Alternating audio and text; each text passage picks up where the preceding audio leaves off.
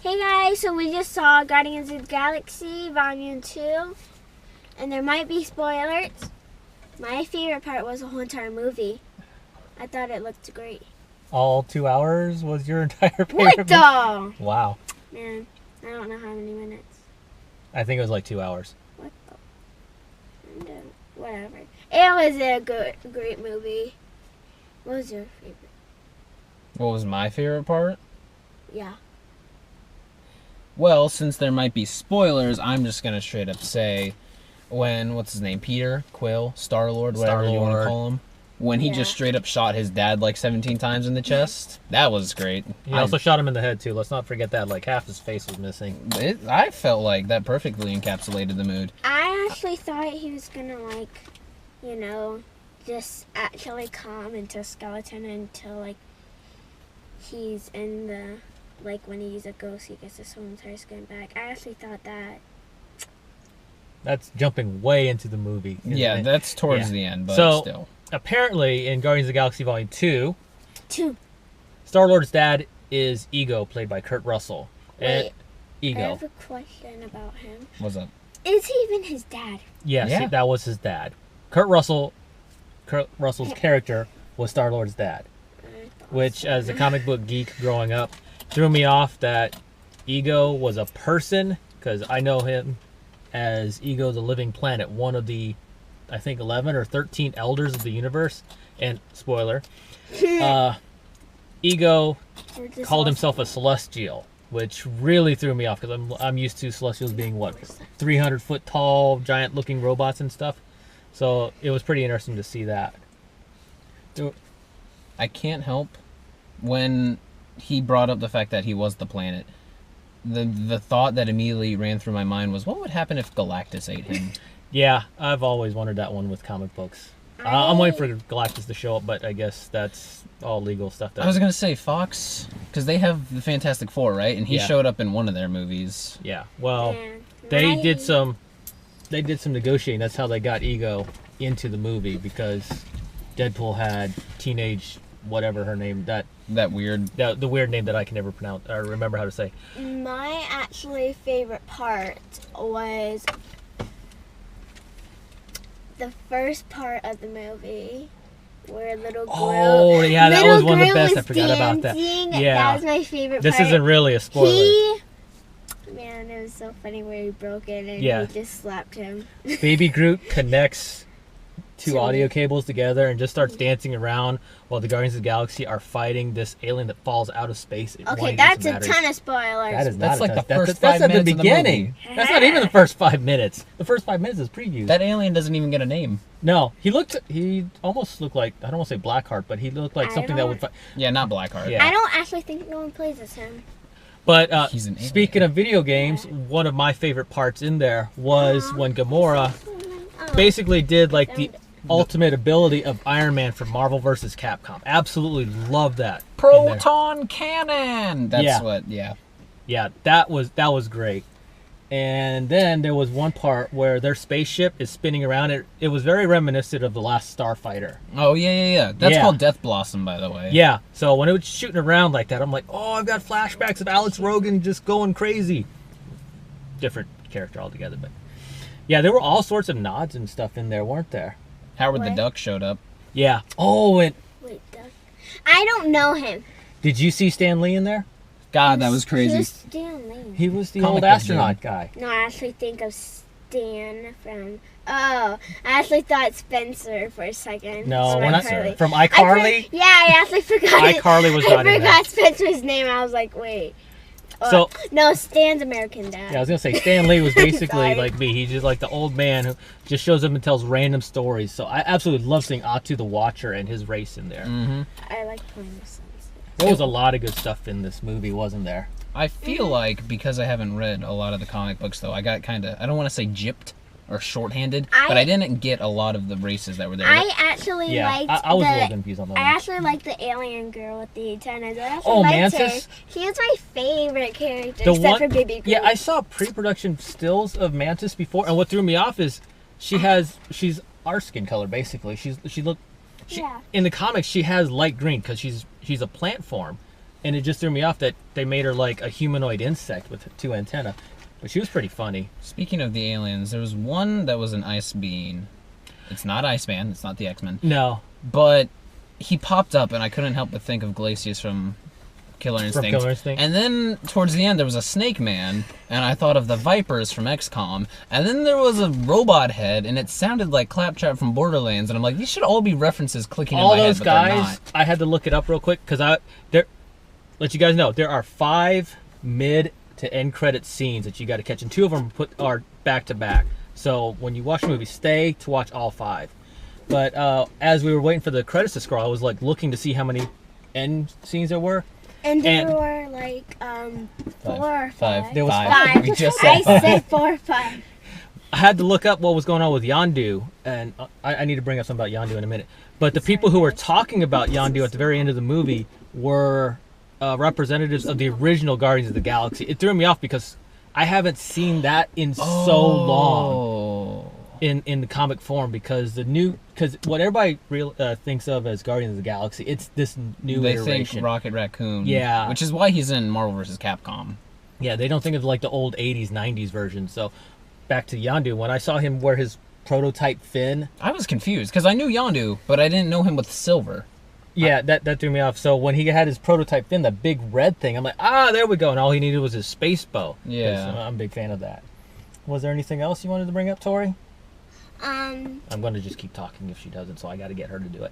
Well, obviously, they're both talking about things. I got that big encyclopedia of Marvel characters at home. On my YouTube? Yes, we are guest starring on her YouTube channel. Hey, follow my Twitter account. No. I post pictures. What else If did you you're want to a bring up? girl, post pictures of you. So then I like. Okay. What else did you want? Did you want to bring up anything else, Tori? What was your favorite character, Alex? Oh, wait, whoops. Sorry. If we're going purely based on powers, I would say Yondu. Because in theory, an arrow that you can just kind of control doesn't sound that cool. But in execution, and like with how they handled it graphically, it was pretty cool. I liked it. What was your favorite character? I thought Drax the Destroyer was pretty cool, but then again, I'm kind of a fan of Dave Bautista from his old wrestling days. It's nice to see that he's got that mass still from when he used to just throw people around in a squared circle. I'm sitting on my lunchbox. That's why I see that. Anyways, my favorite character was Baby Groot and the girl antenna because Mantis. I'm telling you her name. Baby Groot was so cute when he started crying. He sounded like a baby. Yeah. What about Teenage Groot? Oh, Teenage Groot reminded me of you. Whatever. We'll go into that later. He looked like he had a switch in his hands at the end, too. Teenage Groot actually looks like my brother, but stupider. That's not cool, Tori. He only knew like 3 words. I will say, every time Baby Groot did something adorable, the entire theater did that, so cute type thing. Yeah. But yeah, this movie, it hit a lot of themes of family in it, didn't it? Yeah. Yeah. I mean, it helps that there was literal family in it, and then there was also figurative family Figurative, in it. almost like friends becoming family. Rocket Raccoon and Yondu they were like, yo, we're one and the same, dude. Yeah. I don't want to say there's like 3, maybe 4 different lines just all converging into hammering in that family matters. Did you want to say something, Bree? I'm gonna let you guys off of a warning. When you get to the part of the scene where they introduce each other, where the Star-Lord has his father connect, what's the guy's name? Drax? Yeah, what about him? He will say explicit things, asking about a penis. He says penis. I don't. He said it about as tastefully as he could. I mean, if you know who Drax the Destroyer is in the movies, he does use the word penis. So Bree warning you about it it's okay. I think this is a PG-13 movie though, so it probably. I'm just warning you in case you would bring a younger child. Apparently, Groot was also swearing pretty hardcore. Yeah, we wouldn't know. Towards the end. I am Groot. I am Groot. Especially, he was a baby too. Yeah. But there was that bit towards the end, Tor. Remember when Rocket Raccoon was like, "You need to watch your language." He didn't say freaking. He didn't say freaking. Rocket does warn you about that. Alrighty.